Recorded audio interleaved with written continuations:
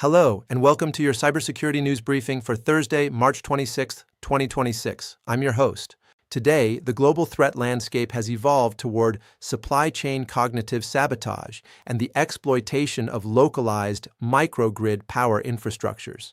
While yesterday's briefing focused on the physical disruption of logistics, today's critical shift involves the corruption of the decision-making data within those automated systems. As a reminder, the full news stories and technical documentation are linked in the video description below. We begin with a first-of-its-kind incident, a phase inversion attack on localized green energy microgrids in Northern Europe.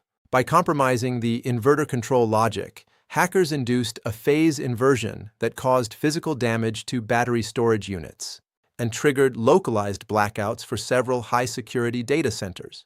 In Asia, a vulnerability in next-gen 911 protocols allowed attackers to spoof emergency broadcast alerts. Residents in a major metropolitan area received fraudulent evacuation notices, resulting in widespread panic and a 6-hour disruption.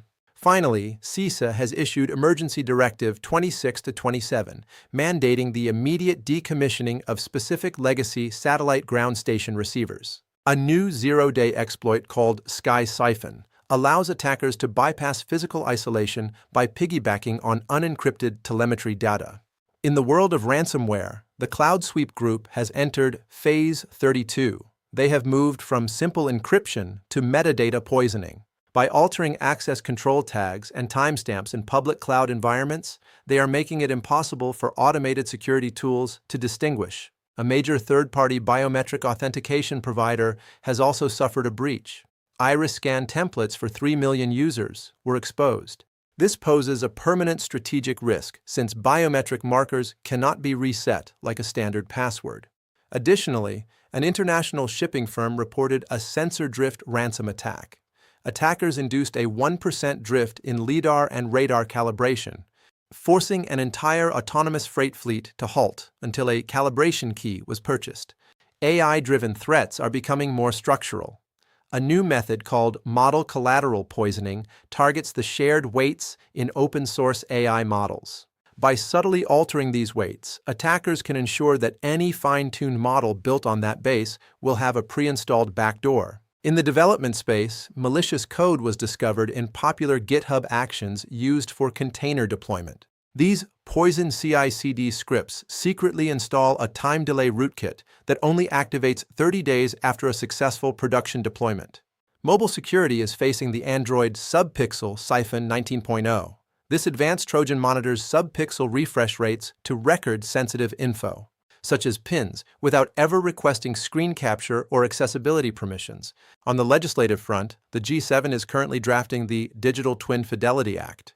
Following the recent sensor drift attacks, this law would require all autonomous systems to have triple modular redundancy for sensor data. Meanwhile, the EU has proposed a mandatory biometric rotation policy.